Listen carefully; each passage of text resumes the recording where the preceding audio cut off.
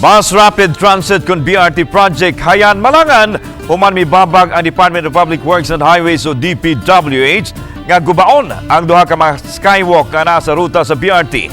Samtang ang Department of Transportasyon miapilar na. Sa era natong detalye nini pinagi sa akong report. Giklaro sa Department of Public Works and Highways kung DPWH nga sila ang nanagiya sa mga skywalk nga naa sa Cebu City. Apil na ang duha nga maagian sa ruta sa Bus Rapid Transit Program kung BRT sa Osmeña Boulevard. Suma ni Engineer Ramon Divanadera, OIC sa Cebu City District Engineering Office nga dili mo tugot ang ahensya nga i-demolish ang duha ka mga struktura.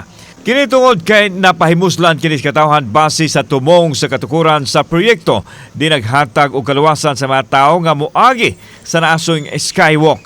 Inay gubon ni tanyag ang DPWH nga i-redesign nila ang mga skywalk aron muhaom usab sa BRT project.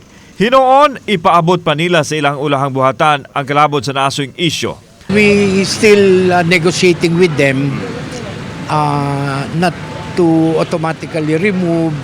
We plan to negotiate with them to redesign their plans. Gipresentar sa DPWH ang ilang proposal atol sa gibatawag nga tigom sa chairman sa Committee on Infrastructure sa Cebu City Council, Jerry Guardo. Diin gitambungan kini sa mga opisyal sa Department of Transportation o sa City Legal. Gipasabot usab ni Engineer Norvin Imbong, BRT Manager o representante sa DOTr nga gikinahanglan yun ang paghawan sa duha ka mga struktura. Lakip sa rason nini nga dili luwas ang BRT facility gikan sa mga tao nga magpundoon niya sa skywalk.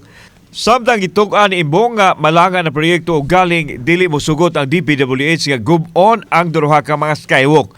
Kon nasayo pa lang kuno sa paghatag o katinawan ang DPWH sa ownership sa mga skywalk, napangitaan na unta kini og pamaagi.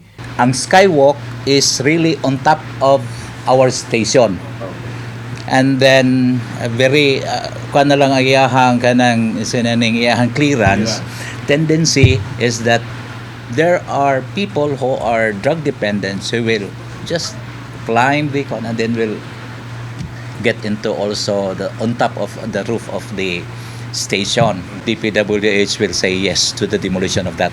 Samtang usa sa gitinguha karon ang pagtugyan sa duha ka mga skywalk kadto sa Cebu City LGU og sa higayon nga ubos na kini sa dakbayan mauna unya kini ang magbuot kung gub-on ba o dili ang naasong istruktura.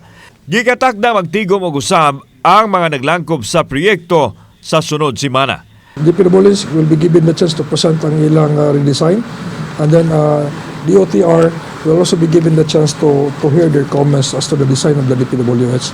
Then from there, hearing the comments from both agencies, and then considering that the property is now already turned over to the city as to the ownership, then we can decide.